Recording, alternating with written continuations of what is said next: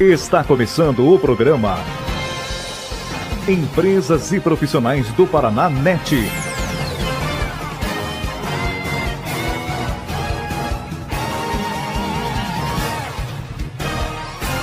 Oferecimento a Devanil, corretor de imóveis, trabalhando negócios para ver você feliz.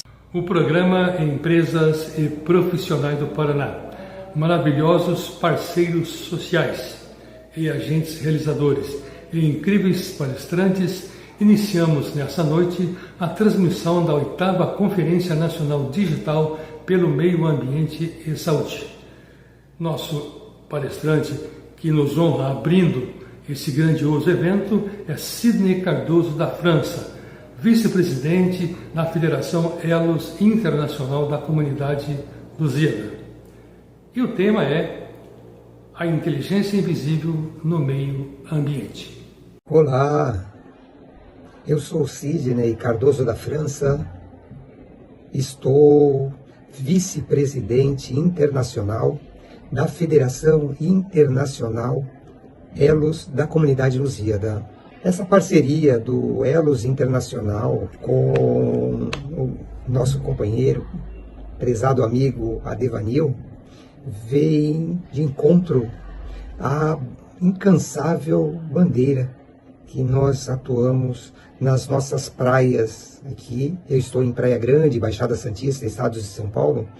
É um projeto que desenvolvemos há muitos anos com crianças, jovens, a comunidade escolar, em relação à preservação do meio ambiente das nossas praias.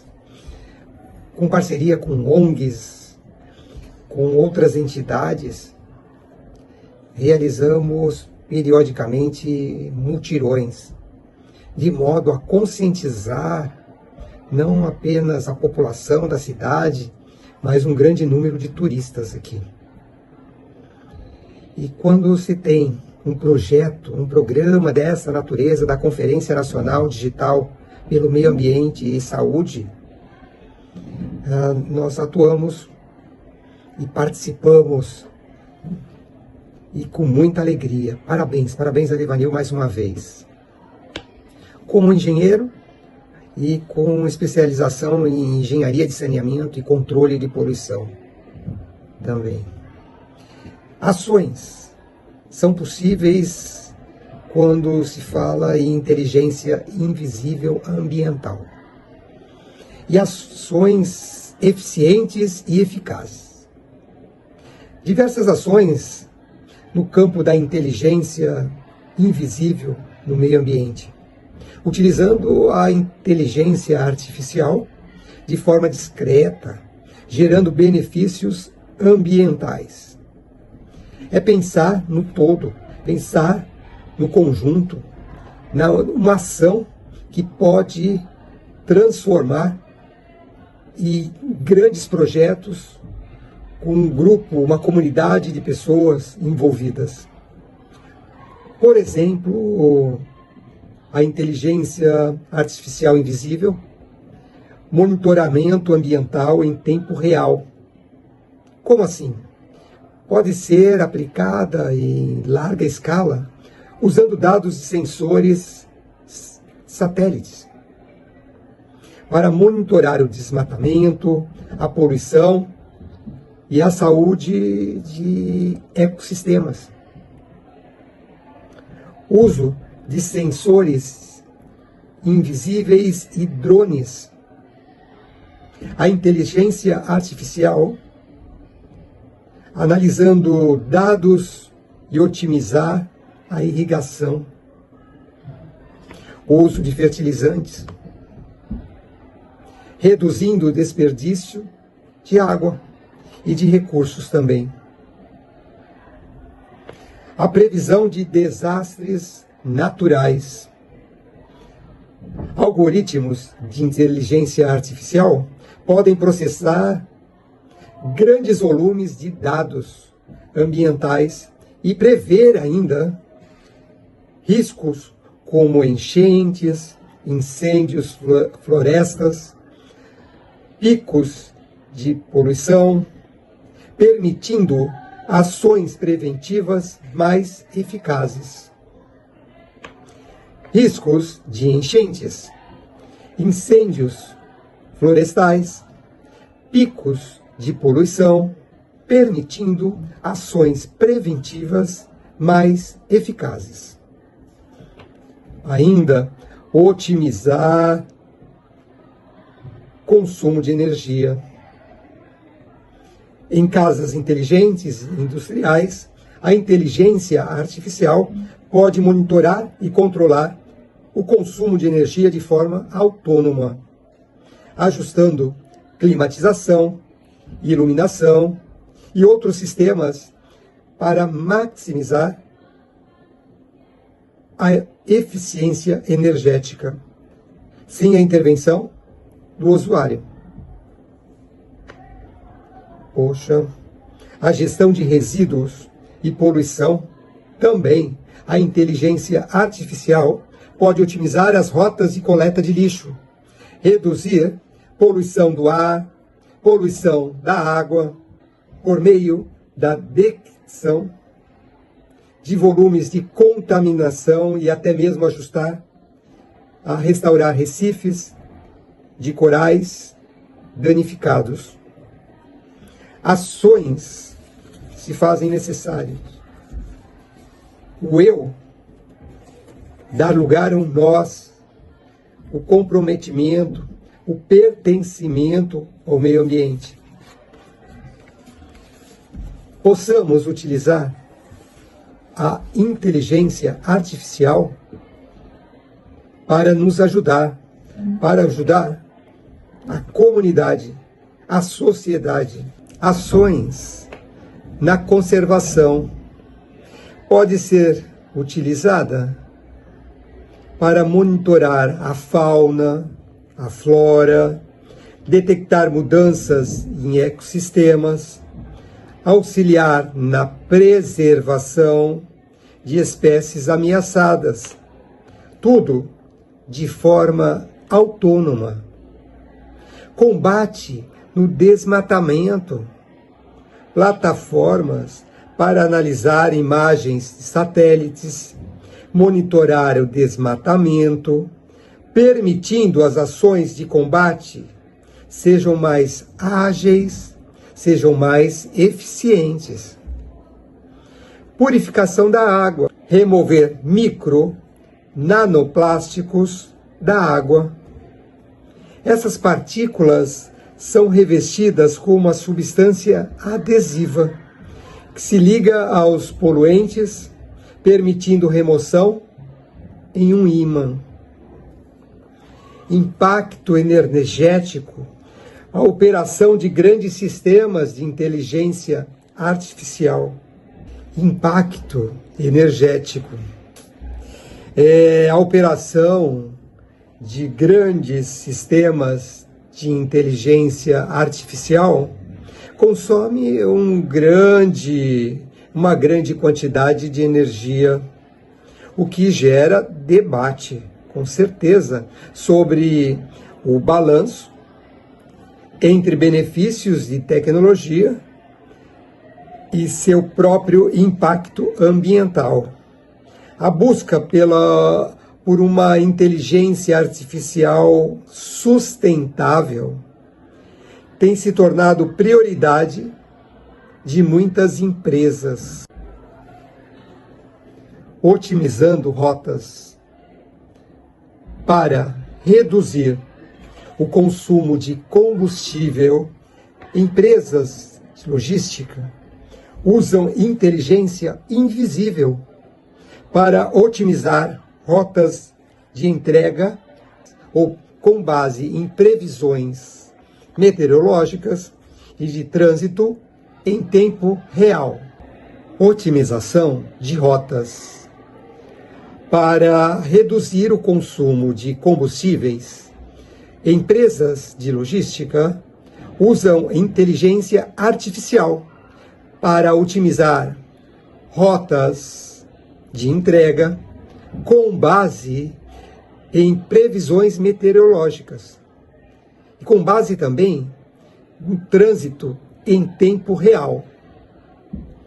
o desenvolvimento de materiais sustentáveis, que funciona de forma invisível para o olho nu, para o olho humano. Tem sido usado para criar plásticos biodegradáveis e outros materiais mais sustentáveis a partir de resíduos como o talo de couve. Podemos perceber que é possível, sim, a tecnologia está a serviço do homem, da humanidade.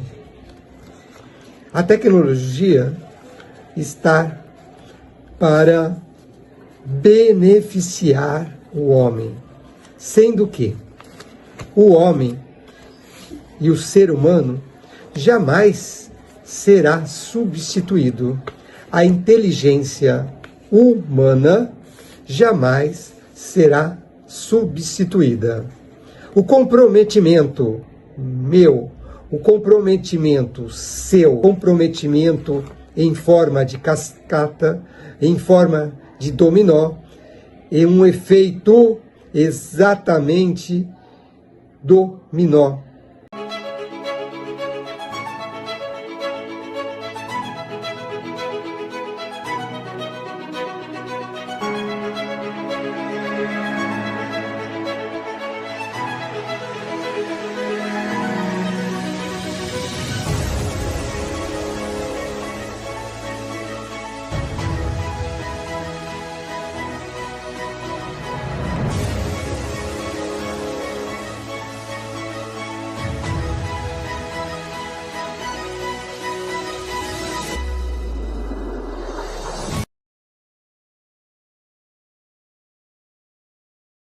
Agora vamos ver e ouvir a palestra da diretora do PROCON de Maringá, Coronel Aldilene Rocha.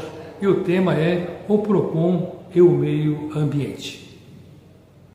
Olá, nós estamos participando da 8ª Conferência Nacional Digital do Meio Ambiente e Saúde. Eu sou a Coronel Aldilene Dias Rocha, eu trabalhei 35 anos na Polícia Militar, fui a única mulher que comandou a Polícia Militar do Estado do Paraná e hoje eu estou diretora do PROCON. E estamos desenvolvendo alguns projetos no PROCON voltados especialmente para sustentabilidade ambiental e consumo consciente, porque nós entendemos que os recursos não são inesgotáveis da natureza e nós precisamos trabalhar de forma muito consciente, preservando o meio ambiente, não só para gerações futuras, mas para a nossa própria sobrevivência. Se nós esgotarmos todos os recursos, nós não teremos condição de sobreviver nesse planeta. Então estamos trabalhando a questão da economia dos recursos, por exemplo, água, energia, a própria madeira, né, que é feito papel, outros minerais que não são extraídos do nosso solo e também a preservação dele não poluindo. Muitos produtos que são lançados na natureza, eles ficam muitos anos para ser degradados e isso causa a poluição, impede a procriação normal dos habitats que nós temos, seja flora, seja fauna, seja a água limpa, né? Muitas fontes acabam sendo entupidas, sendo destruídas ou obstruídas e isso contamina a água, diminui o fluxo de água e nós temos uma série de problemas que nós não percebemos ao longo do tempo, porque nós nos preocupamos com a nossa vidinha e esquecemos de ver o todo. Só que o ser humano, ele não vive isolado. Ele vive em sociedade e ele depende do meio ambiente à sua volta para que ele possa sobreviver. Então ele precisa de temperatura adequada, ele precisa de água, ele precisa de um ar saudável. E lembrando que nos próximos anos já tem previsão de que nós teremos problema com a água potável, ou seja, a água será comercializada e não será pelo preço hoje, uma taxa mínima, será um preço que talvez seja absurdo e insustentável ou impossível de adquirir por alguns. Para que nós não cheguemos nesse patamar, nós precisamos começar a trabalhar hoje.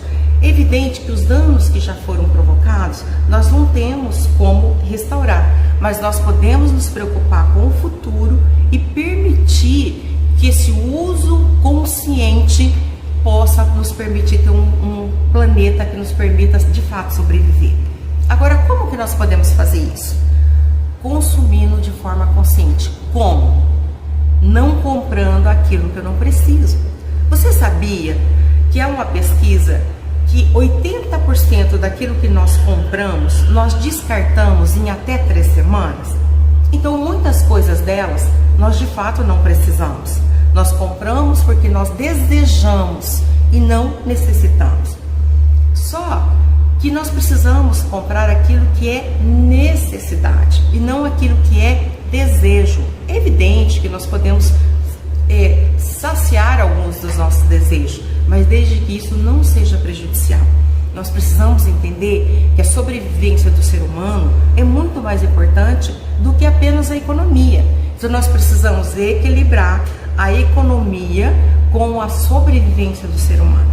E nós não podemos pensar só no hoje, precisamos pensar no amanhã. Porque quantos anos você vai viver? Qual que é a perspectiva de vida hoje do ser humano? 80 anos? 85 para algumas nações? Se nós pensarmos nisso, temos muito para viver. Ou seja, vamos tirar muita coisa da natureza. E nós precisamos começar com medidas pequenas, por exemplo, economizando água, não lavando calçada, varrendo calçada com água potável, fazer o reaproveitamento de água, varrermos ao invés de jogarmos a água no chão.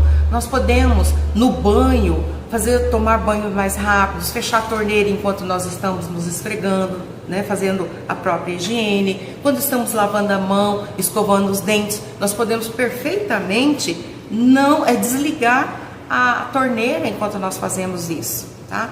Então, a energia é a mesma coisa. Nós precisamos, se não estamos usando, desligar, tirar da tomada. E parece que não é significativa a economia, mas essas economias são significativas. Outra coisa, alimentos, fazer o reaproveitamento dos alimentos, fazer compostagens, não jogar alimentos fora. E como é que nós jogamos o alimento fora? Quando eu compro demais, não utilizo esses alimentos, né? Ou faço grandes quantidades e jogo fora. Quando eu posso reaproveitar, eu posso doar, porque existem muitas instituições que precisam de alimentos, existem muitas pessoas que precisam do alimento. Então, se eu dou para alguém em condição de ela fazer o uso desses alimentos, eu não estou desperdiçando. Ou se eu reaproveito em casa. Se, por exemplo, sobrou arroz, eu posso fazer uma torta, eu posso fazer um bolinho, eu posso reaproveitar esses alimentos ao invés de eu jogar fora. Então, eu preciso entender que isso é desperdício. E quando eu jogo diretamente na natureza, sem fazer o descarte correto, eu contamino os lençóis freáticos. Eu deixo a terra menos produtiva. Eu contamino quando eu jogo óleo de cozinha no solo, que também contamina a água. Por isso, nós precisamos ter consciência ao comprar e ao consumir. Fazer a reciclagem corretamente, fazer a economia circular, ou seja, fazer o constante reaproveitamento das coisas. Quando nós fazemos isso, nós tiramos menos matéria-prima da natureza, reaproveitamos o que nós temos e preservamos a natureza também. Se nós não jogamos as coisas no solo, na água, nós preservamos também a natureza e garantimos a nossa sobrevivência. Por isso, nós precisamos estudar sobre a sustentabilidade, sobre o meio ambiente, o que cada um de nós individualmente podemos fazer e qual é esse impacto, a repercussão disso na natureza como um todo. Lembre-se, o fato de você jogar 1 litro de óleo na natureza, você está contaminando a água, e não só a tua água, você contamina para todas as pessoas. Por isso, comece a estudar um pouco, pare um pouquinho para pensar qual é o impacto que você está gerando negativamente na natureza e o que você precisa mudar na tua cultura, no teu conhecimento, para que esse impacto negativo se torne um impacto positivo. Por isso, vamos consumir de forma consciente, vamos consumir só aquilo que nós necessitamos, não vamos comprar mais do que nós precisamos e vamos comprar coisas que durem mais. Se eu compro coisas que durem mais, significa que eu não preciso ficar comprando constantemente a mesma coisa. Significa que não está sendo extraído na natureza essas matérias-primas. E uma coisa que você precisa lembrar: quanto tempo a natureza precisa para ser restaurada? Quantos anos nós precisamos para que uma tâmara, por exemplo, venha a produzir? Quantos anos nós precisamos que uma árvore leva para ela estar na idade adulta e para que ela traga o benefício para a natureza? Por isso nós precisamos repensar o que temos feito, como temos feito, e pensar que nós produzimos um impacto na natureza. Sabe aquela história que uma andorinha só não faz verão? Ela não faz verão, mas ela faz a diferença aonde ela vive, na comunidade que ela vive e na cidade onde ela vive. Vamos pensar nisso?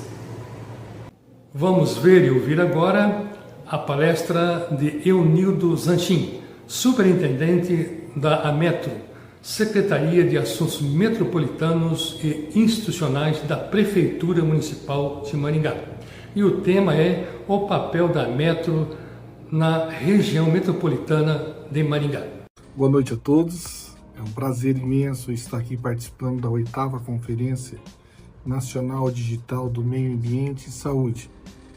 Meu nome é Eunildo Zanchin, o Nildão, popularmente chamado, e estou como superintendente da Secretaria de Região Metropolitana de Maringá, a AMETRO.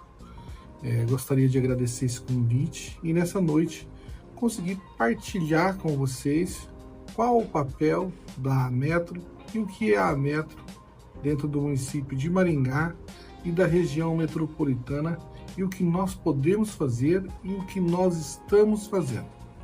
A AMETRO foi criada para restabelecer um contato, uma proximidade com os municípios vizinhos aqui de Maringá, fazendo um trabalho de política local, aproximando as cidades em todos os aspectos, em todas as suas características e em todas as prescrições que os municípios têm, desde mobilidade urbana, saúde, enfim, tudo que liga as cidades, que são cidades parceiras. Eu posso citar um exemplo para você: o rebaixamento da linha férrea do município de Maringá a Sarandi. É um projeto que a AMETRO tem acompanhado de perto a resolução que liga os dois municípios, as mesmas diretrizes, a mesma comodidade, a mesmo eixo metropolitano que nós temos. E é isso, não só na mobilidade, mas em outros trabalhos que fazem também diante da necessidade das políticas públicas que existem entre os municípios correlacionados e vizinhos entre si. Além de tudo, nós também auxiliamos e ajudamos os municípios na captação de recursos oriundos para cada dos municípios. Damos as nossas orientações técnicas e ajudamos os municípios a tirar alguns nortes diante da vocação de cada um para a formação. É na questão da industrialização que nós estamos prontos e próximos para que a gente possa ajudar estas cidades vizinhas e as pessoas que lá querem realmente se instalar e estar próxima e conseguirmos ter um resultado positivo junto com as cidades vizinhas nossas. Além de tudo, um fortalecimento institucional entre as cidades. Isso é importante, estar pronto das cidades para que os gestores, os prefeitos, os cidadãos saibam o que está acontecendo realmente dentro das cidades vizinhas, que nós conseguimos promover políticas públicas com resultados desde a mobilidade, transporte público, enfim, essa série de trabalhos que há necessidade. Então foi pensada dessa forma essa criação desta secretaria tão volumosa e tão importante no meio de articulação para desenvolvimento de todas as cidades. Bom, gente, nós passamos aqui por uma breve explicação e eu queria agradecer muito o convite novamente de estar aqui nesta conferência que é importante. E muito obrigado a todos, e que Deus abençoe a nossa região metropolitana e que nós conseguimos consolidar resultados e trabalhos ainda melhor para que o cidadão seja beneficiado.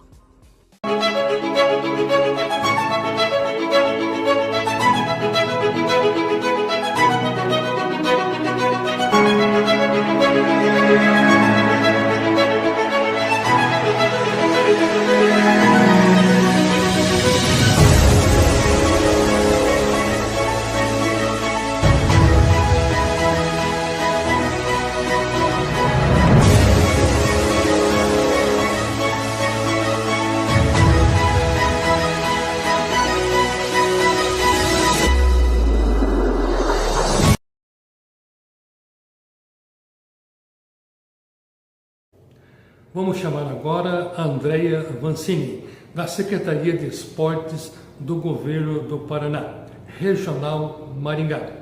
E o tema é o som e o ritmo para a saúde humana. Boa noite a todos. Meu nome é Andrea Vancini, sou cientista política e hoje estou atuando como chefe do Escritório Regional do Esporte do Paraná, aqui em Maringá. Cuido de 30 cidades.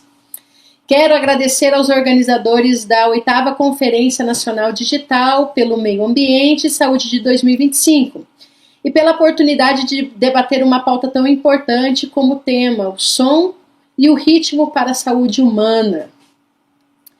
E falar do som e o ritmo, como eles podem influenciar na saúde e de que maneira as políticas do esporte podem potencializar essa pauta. Muitas vezes associamos a música e o ritmo apenas ao lazer, mas na realidade eles são mais do que ferramentas poderosas para o bem-estar físico, mental e social. Eles são inclusão. O corpo humano ele responde naturalmente ao som. E na fisiologia, estudos mostram que quando ouvirmos música, reduzimos a pressão arterial, diminuímos o nível de estresse e modulamos a produção do hormônio, como a serotonina e dopamina, no nosso cérebro. O ritmo e movimento, quando conectados, seja numa dança, numa caminhada, numa atividade física com música, nosso cérebro sincroniza os movimentos, gerando uma sensação de fluidez e prazer. Já na saúde mental, práticas como a musicoterapia já são utilizados em hospitais e centros de reabilitação para melhorar a conexão, concentração, redução de ansiedade e promover a inclusão social dos pacientes. Ou seja, o ritmo, o som não são apenas artes, mas também cuidado em saúde. No esporte, o ritmo se revela de várias formas. Já foi comprovado que em corridas, músicas em determinadas batidas, elas aumentam a resistência e a motivação do atleta. Já nas modalidades coletivas, o ritmo da equipe é fundamentada com a cooperação e estratégia a partir do ritmo. Em atividades recreativas, como zumba, capoeira, ginástica e danças de salão, o som e o ritmo estimulam a participação de diferentes grupos e faixas etárias de idade. Isso mostra que o esporte, quando associado ao som e ao ritmo, vai além da performance. Ele também torna-se inclusivo, terapêutico, preventivo, promovendo a saúde física e mental do indivíduo. O papel da política do esporte, ele entra em vários pontos centrais.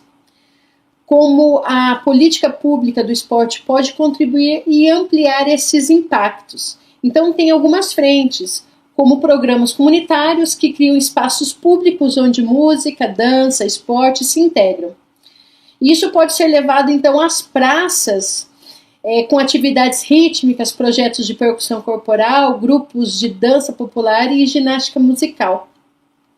Já na educação e esporte escolar, quando inseridas as práticas rítmicas no currículo esportivo, como jogos com músicas, danças regionais e modalidades que unem ritmos, movimentos, isso não só desenvolve a habilidade motora das crianças, mas também fortalece a identidade cultural daquele grupo, né, daquela sociedade.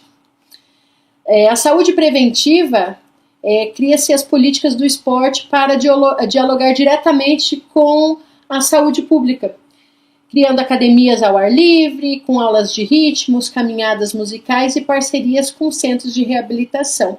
Então tem ali um vínculo, né, com todas essas áreas.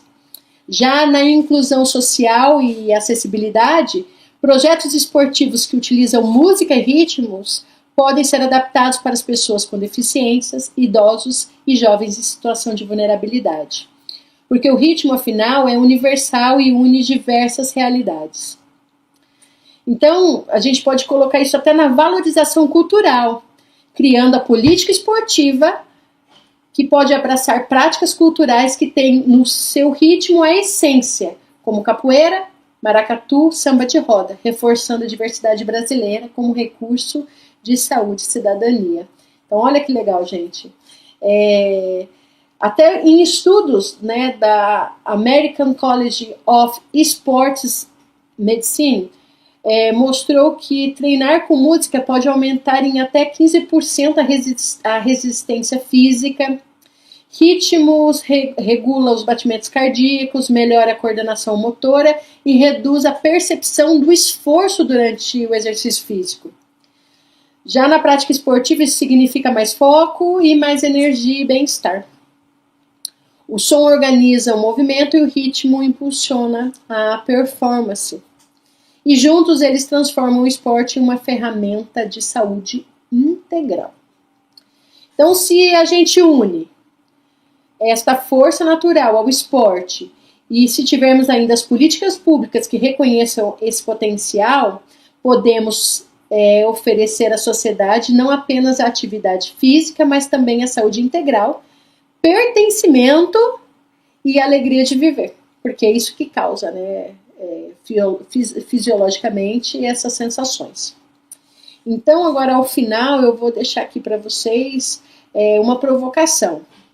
Se o ritmo já pulsa em nós e que nós possamos transformar esse compasso em movimento coletivo, imagine isso tudo sustentado por políticas do esporte que promovam saúde, inclusão e bem-estar. Então, assim, eu deixo essa reflexão para vocês. Agradeço imensamente a organização por ter me convidado a conversar a debater sobre essa pauta tão importante. Fico à disposição de todos. A minha rede social é Andrea Avancini no Instagram. Vocês podem entrar no direct e fazer perguntas, questionamentos, que eu respondo para vocês. E deixo novamente aqui a minha gratidão em participar desta conferência nacional. Desejo uma boa noite a todos. Muito obrigada. Chamamos agora o contador Oswaldo Padovini, do Ecomar Contabilidade, que é o agente transmissor deste evento nesta noite. E o tema é a contabilidade e o meio ambiente. Eu não sou palestrante, meu negócio é contabilidade, né? Então eu vou lançar mão de algumas anotações que eu fiz. E dizer que a contabilidade ambiental vem cada vez mais ganhando relevância no mundo atual, porque ela conecta a posição financeira das empresas com a responsabilidade socioambiental. Ela não se limita apenas a registrar os fatos econômicos, mas também evidencia os impactos das atividades empresariais no meio ambiente. Alguns pontos que mostram a importância dessa evidência são a gestão sustentável, que permite identificar, mensurar e controlar os custos ambientais, como o tratamento de resíduos, controle da poluição, preservação de recursos naturais e ajudando as empresas a adotar práticas mais sustentáveis. A redução dos riscos. Empresas que monitoram seus impactos ambientais reduzem risco de multas, sanções legais e danos à reputação por descumprimento das normas ambientais. A transparência e a credibilidade. Ao apresentar relatórios que incluem informações ambientais, a empresa mostra a responsabilidade social e ambiental, o que fortalece a sua imagem diante de investidores, clientes e sociedade. Decisões estratégicas.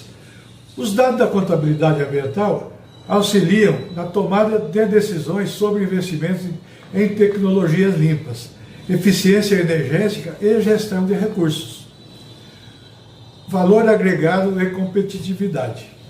Em um mercado cada vez mais exigente, organizações que adotam práticas de responsabilidade ambiental ganham destaque e confiança, podendo atrair novos clientes e parceiros. Contribuição global. Em tempos de mudanças climáticas e degradação ambiental, a contabilidade ambiental ajuda a alinhar empresas às metas globais de desenvolvimento sustentável, como o ODS da ONU. O ODS é Objetivos de Desenvolvimento Sustentável. Em resumo, a contabilidade ambiental é fundamental para integrar a dimensão econômica e a responsabilidade socioambiental, garantindo que o crescimento das empresas ocorra em harmonia com a preservação do planeta. A contabilidade ambiental é fundamental no mundo atual, porque permite medir e controlar os impactos das atividades empresariais no meio ambiente. Ela contribui para a gestão sustentável, reduz riscos legais, aumenta a transparência com a sociedade e fortalece a imagem das empresas. Em um cenário de mudanças climáticas e maior cobrança por responsabilidade socioambiental, torna-se um instrumento estratégico para unir desenvolvimento econômico e preservação ambiental. O conceito da contabilidade ambiental pode ser definido assim. Contabilidade ambiental é o ramo da contabilidade que identifica, mensura, registra e evidencia os eventos e transações relacionados ao meio ambiente, permitindo avaliar os impactos das atividades empresariais sobre os recursos naturais e fornecer informações úteis para a gestão sustentável e a transparência com a sociedade. De forma prática, ela busca mostrar quanto a empresa gasta para prevenir, reduzir ou reparar os danos ambientais e quais são os benefícios econômicos e sociais que essas ações geram. Ligação da contabilidade ambiental com a sustentabilidade e ESG. Sustentabilidade. Mensura custos e investimentos ambientais, permitindo alinhar crescimento econômico. Ambiental. Evidencia indicadores de impacto e investimentos em práticas sustentáveis. Social. Demonstra como a gestão ambiental gera benefícios para comunidades e colaboradores.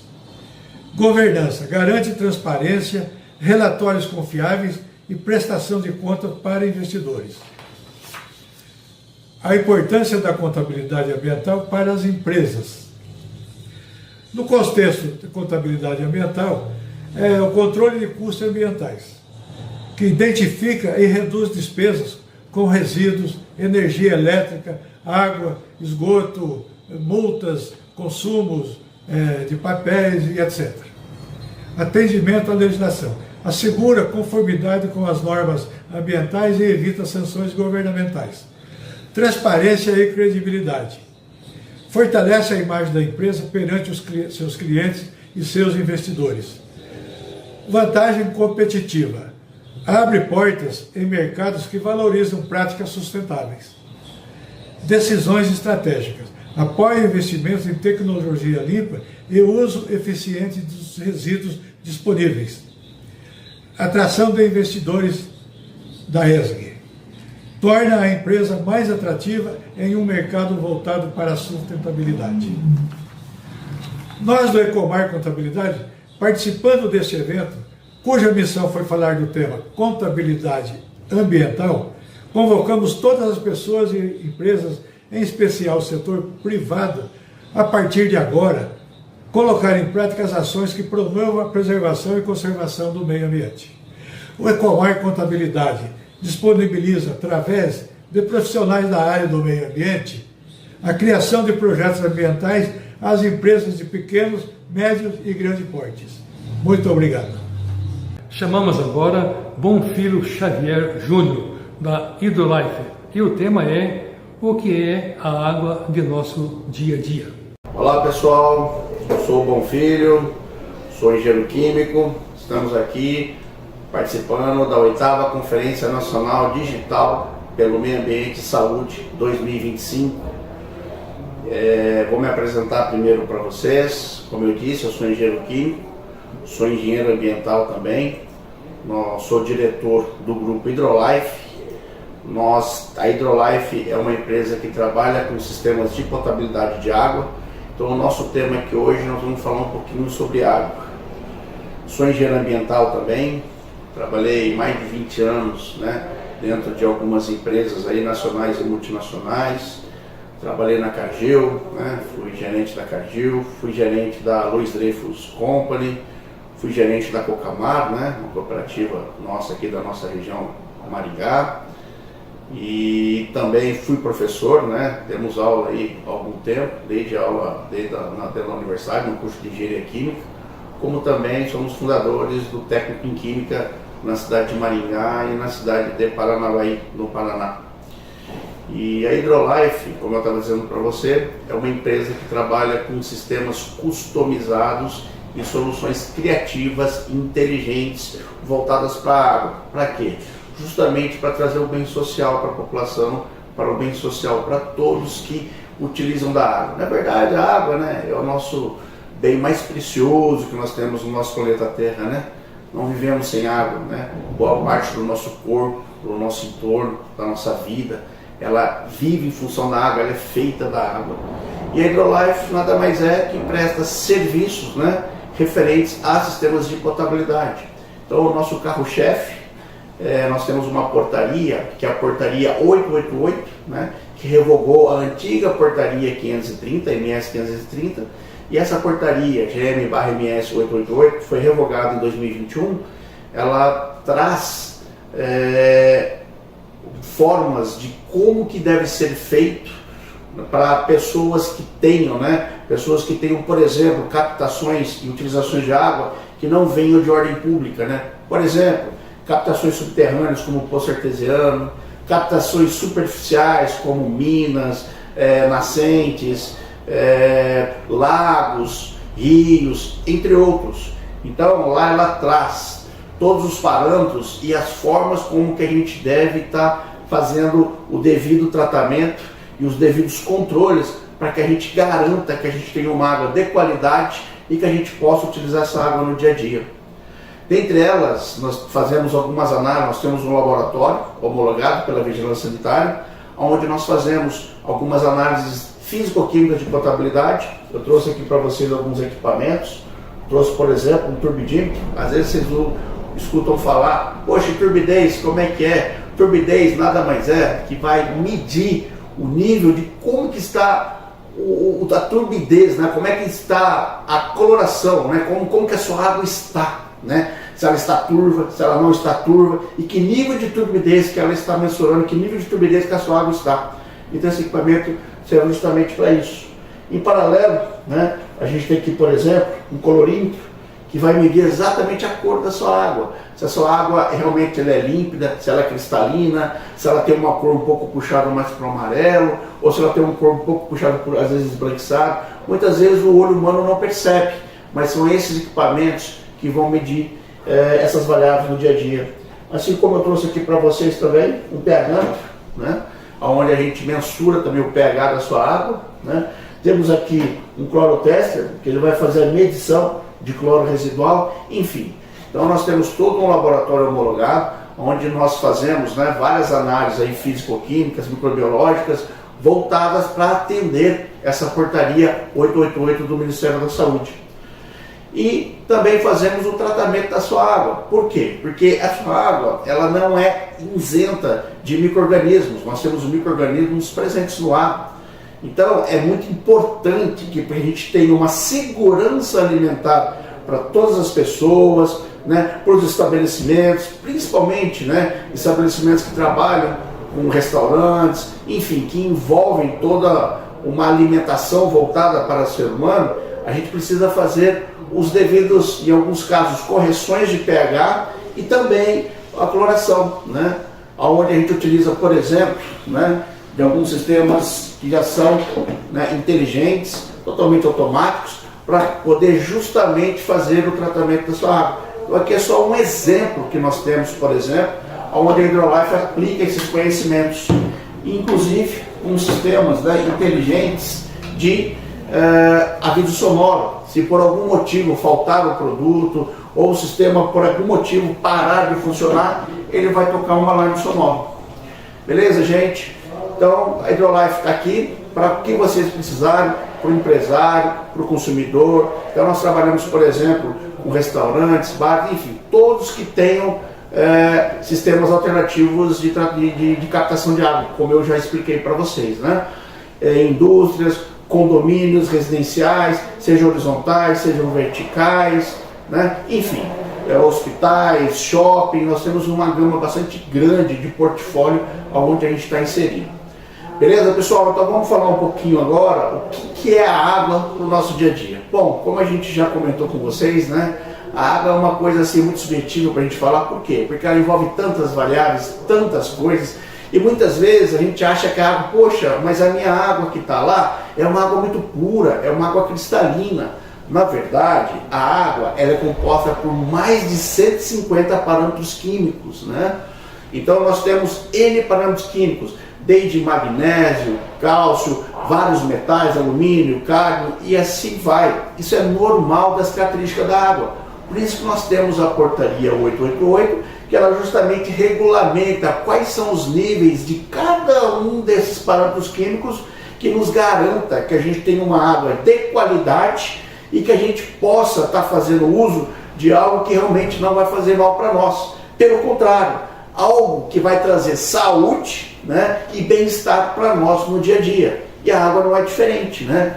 Então, uma água, por exemplo, isenta, né, de todos esses parâmetros químicos ou de alguns sais minerais, não é uma água ideal para ser tomada. Nós temos alguns equipamentos hoje, que inclusive a Hidrolife também trabalha, que são sistemas de tratamento físico-químico, que nós chamamos de filtragens especiais.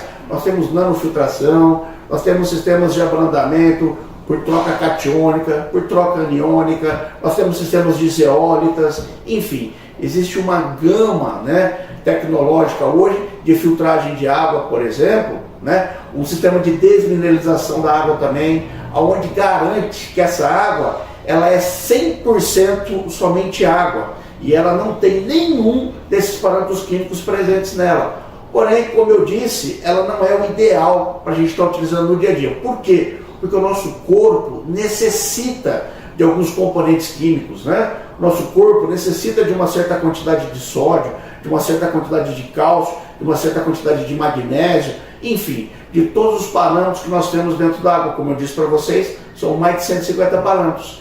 E é justamente isso que nós fazemos no dia a dia, né? Ajudamos pessoas, ajudamos empresas, ajudamos instituições a poder retirar da água aquilo que ela tem de melhor, né? Que é proporcionar a vida para a gente, né? Proporcionar a nossa saúde. E isso é muito importante. Muitas vezes, algumas doenças que nós podemos ter no dia a dia está atrelada justamente a uma qualidade da água. Por isso que é extremamente importante que a gente siga essa portaria 888, que a gente saiba, conheça a água que a gente está consumindo e que essa água esteja dentro dos parâmetros de qualidade que nós precisamos, tá bom? Então, gente, isso é muito importante para o nosso dia a dia, tá? E a gente poder fazer uso dessa água, poder tomar de forma, né, que a gente garanta que ela vai suprir todos os sais minerais, todos os parâmetros que o nosso corpo necessita para as suas funções vitais. Isso é extremamente importante. Em contrapartida, nós temos alguns elementos que estão presentes na água, que estão presentes em todos os alimentos praticamente que a gente consome, que em níveis altos podem ser prejudiciais, podem ser cancerígenos, podem causar uma pedra no rim, pode causar algum distúrbio alimentar ou algum distúrbio medicinal que possa causar algum problema para você no dia a dia. Por isso, da extrema importância da gente fazer esses controles, da gente ter a água como um bem mais nobre que Deus proporcionou para nós, tá bom? Então, é isso que eu queria trazer para vocês. Gostaria de agradecer demais toda a oportunidade que nós tivemos aqui, tá bom? E ficar aqui aberto para o que vocês precisarem e deixar o Grupo Hidrolife, Inteligência da Água, à disposição para tudo que vocês precisarem no dia a dia. Tá bom, pessoal? Espero ter ajudado, tá bom? E agradeço demais a oportunidade de estar participando aí com vocês. Muito obrigado, um abraço, até mais.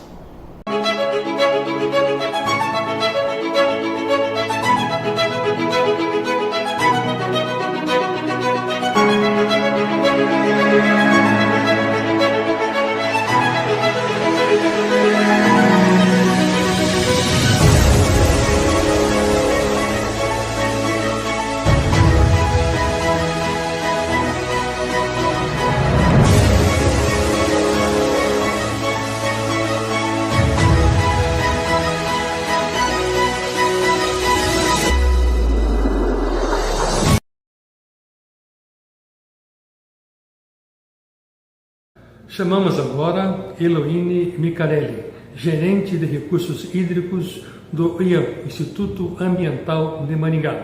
E o tema é o Dia Mundial da Limpeza 2025. Olá, tudo bem? Bom, gostaria primeiramente de estar agradecendo o convite em nome do Instituto para a gente estar aqui participando dessa palestra. E hoje eu vim apresentar o case que nós realizamos neste ano de 2025, que é o Dia Mundial da Limpeza. O Dia Mundial da Limpeza é um projeto que a gente pensou em como unir a sociedade maringaense como um todo, falando sobre sustentabilidade, falando sobre meio ambiente, sobre resíduos, coisa que é cotidiana para quem trabalha com isso, mas nem sempre para a população que convive com isso, com problemas de resíduos, descartes irregulares e tudo mais.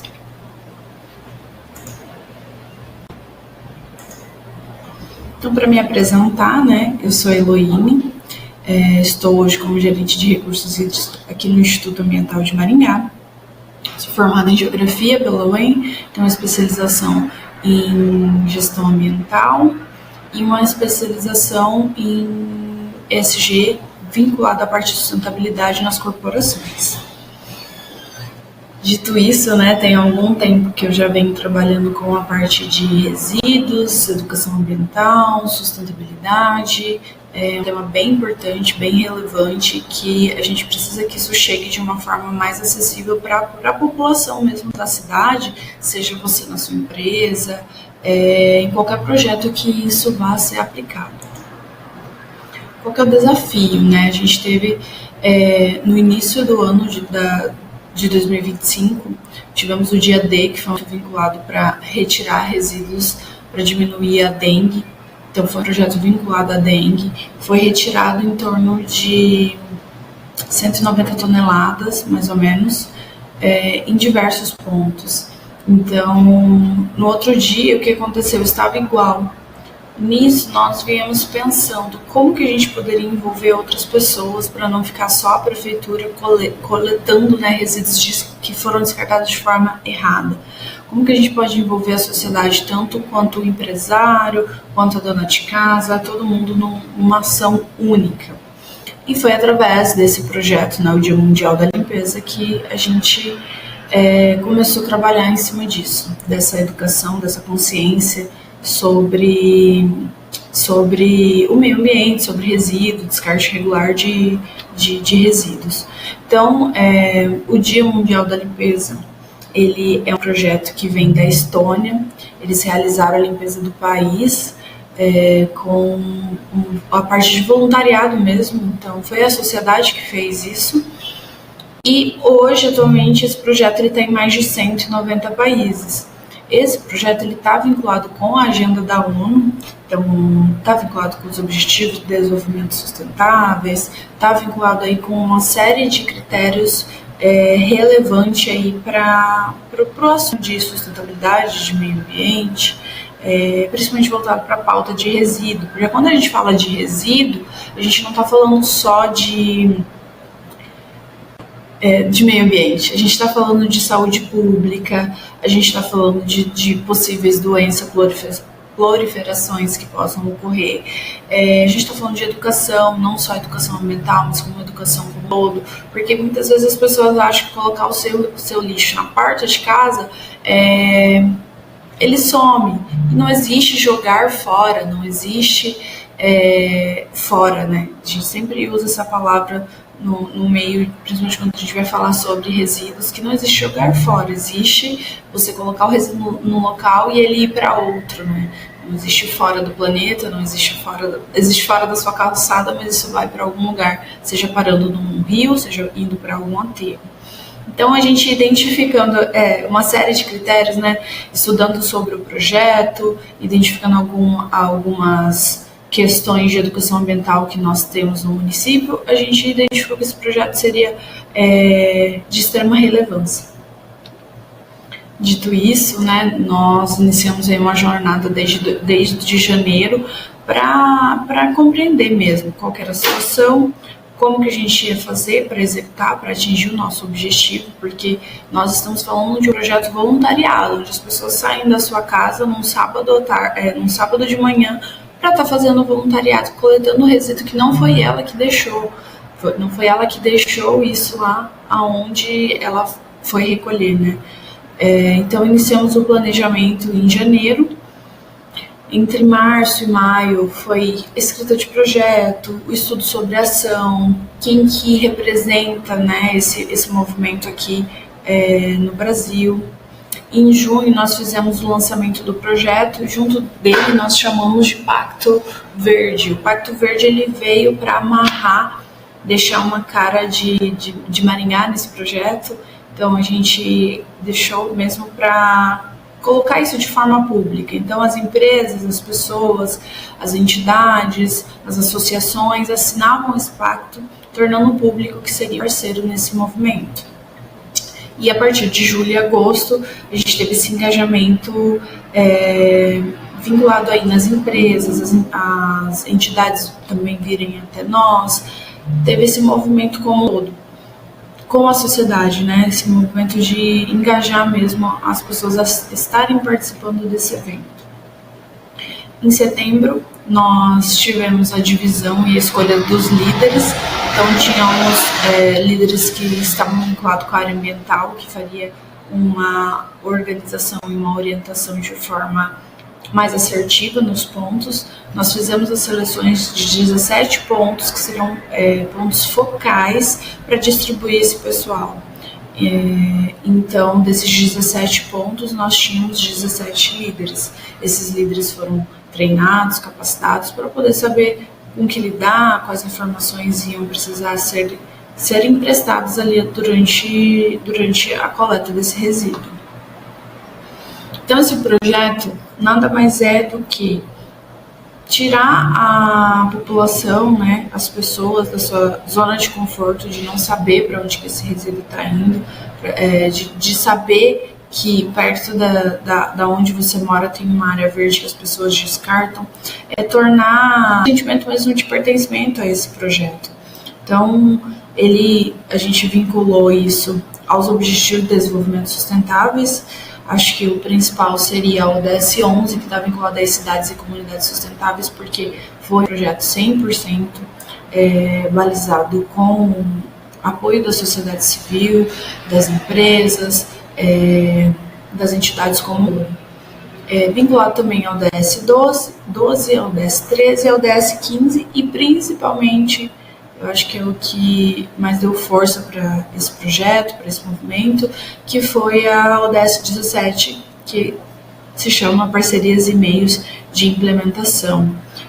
Através de parcerias, acredito que a sustentabilidade ela vá muito mais longe. Assim.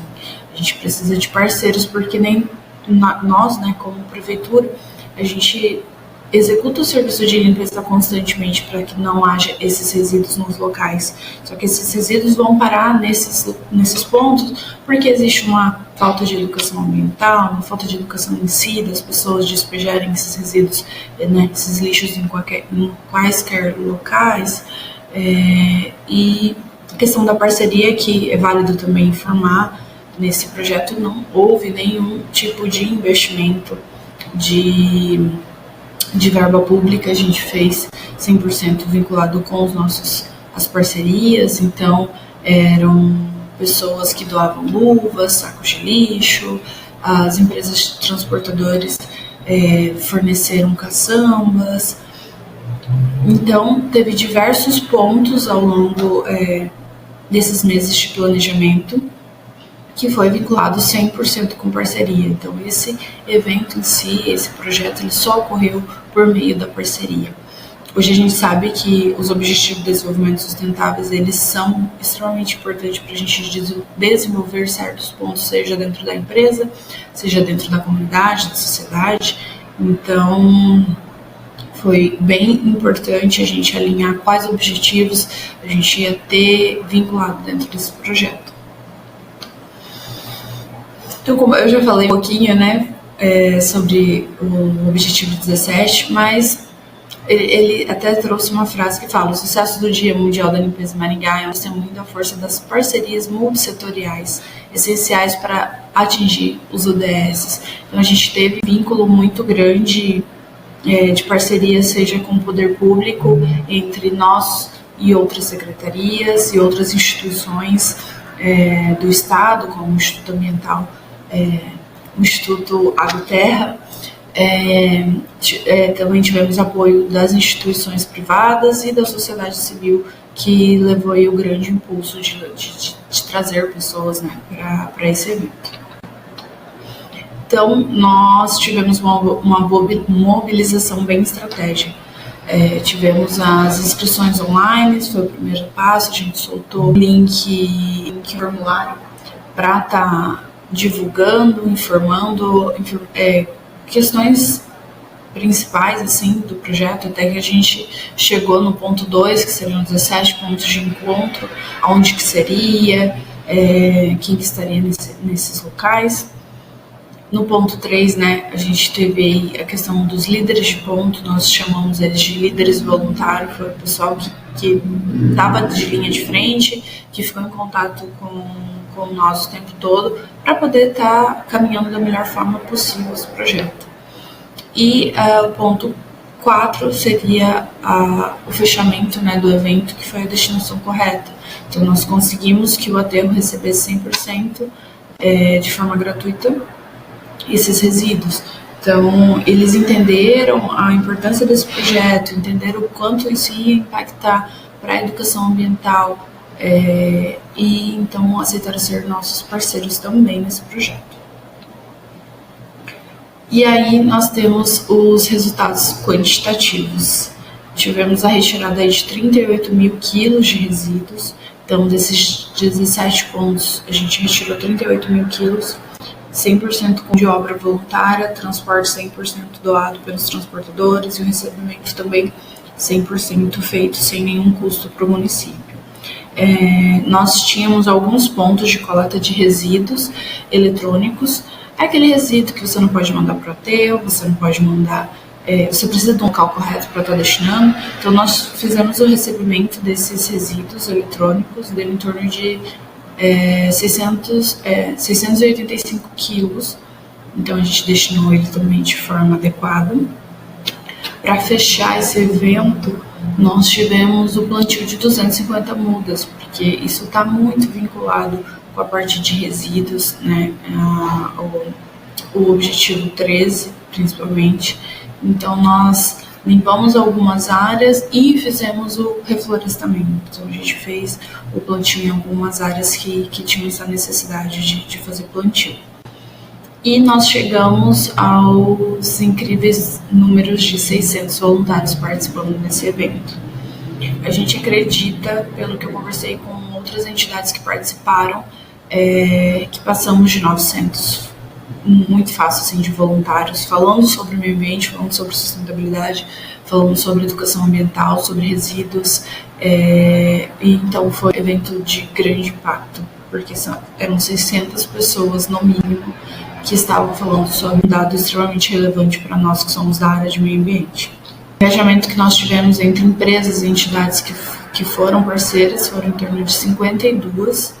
Então, todas as empresas que vieram a público informar sobre o evento, convidar seus colaboradores, convidar seus associados a estarem participando. Então, teve empresa que não conseguiu, empresa ou entidade que não conseguiu participar com muita mão de obra, eles enviaram 2, 3 pessoas. Teve empresa que não conseguiu levar nem tipo voluntário, então eles doaram as luvas para os voluntários que fossem. A gente também teve doação de água, doação de frutas, comidas, né, bolachas, enfim, sucos. Então a gente teve esse tipo de apoio de empresas que ou levaram voluntários ou não puderam comparecer com voluntários e que quiseram ajudar os outros, né, que estariam envolvidos nesse processo.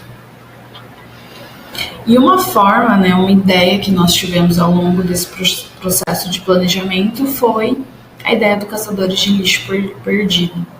Por que colocar uma brincadeira no meio de algo tão sério? Foi realmente para a gente gerar um engajamento e uma diversão de quem estava nesse processo de coletar o lixo do outro, né?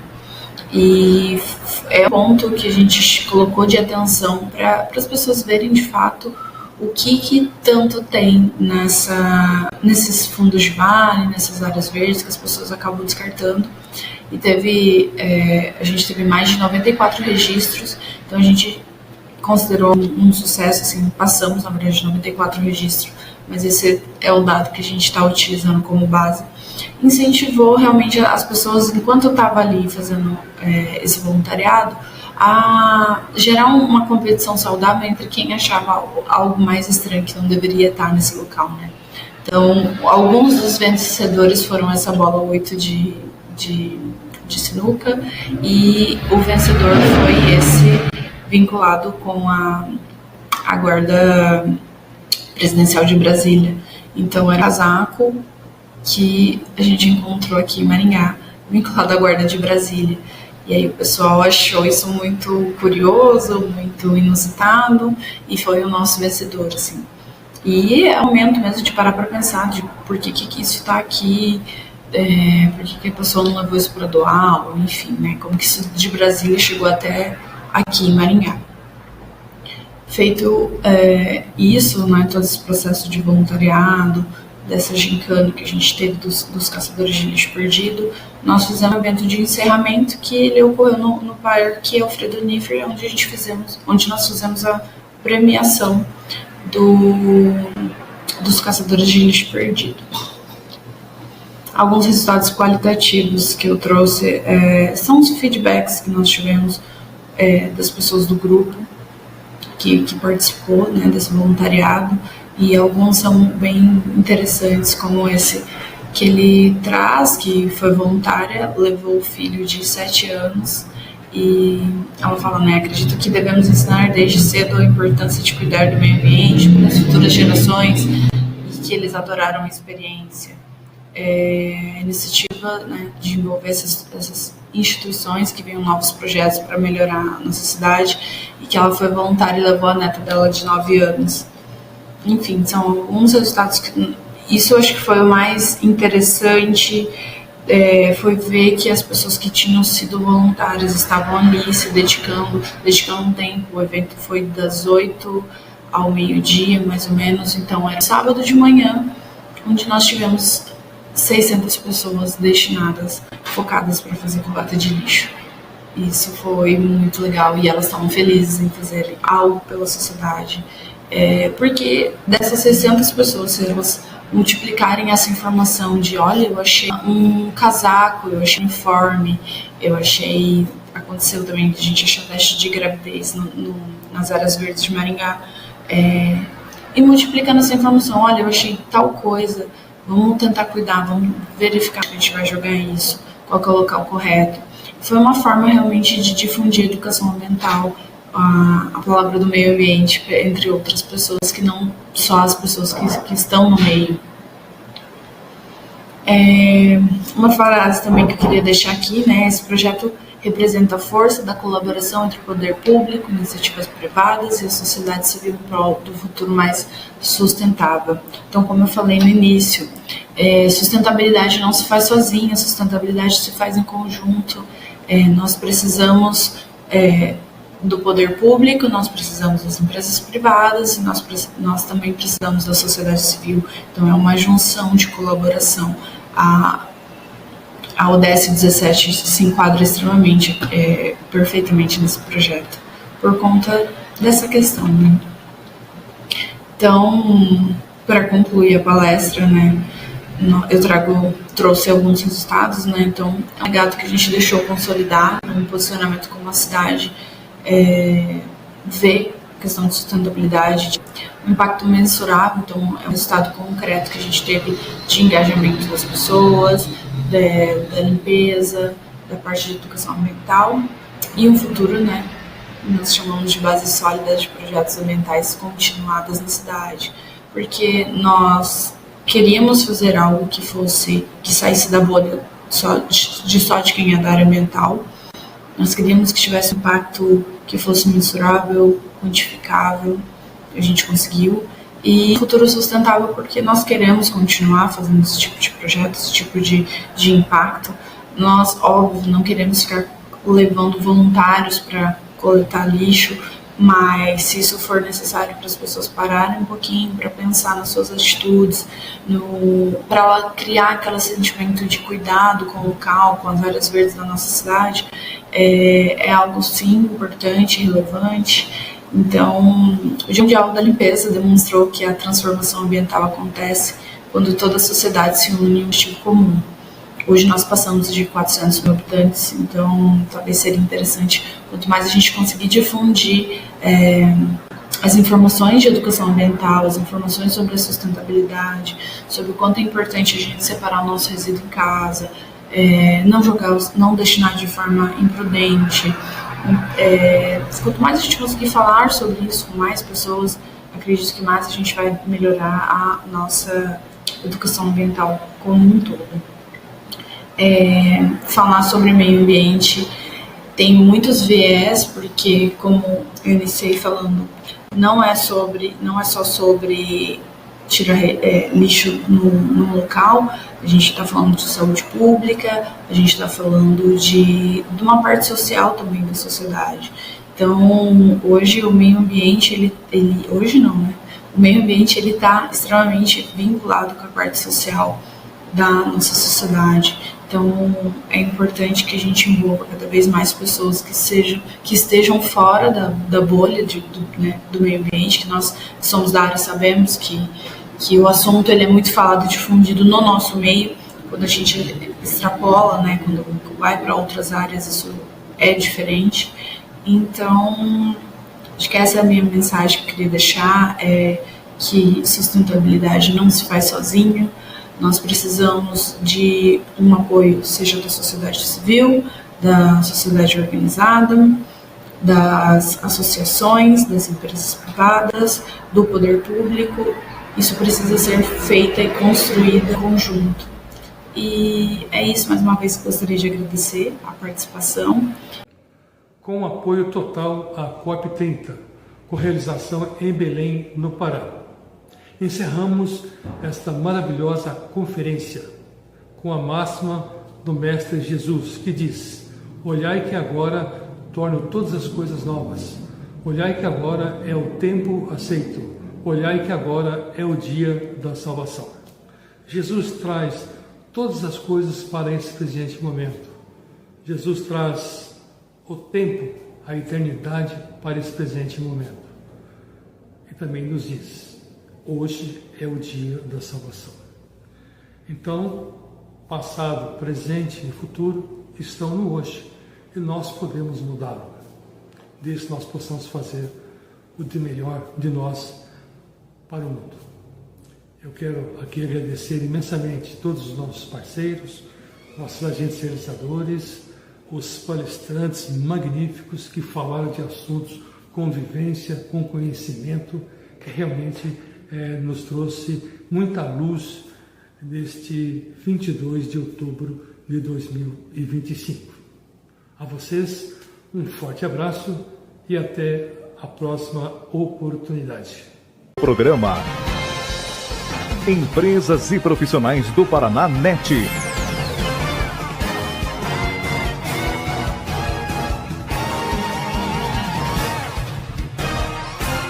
Oferecimento a Devanil, corretor de imóveis, trabalhando negócios para ver você feliz.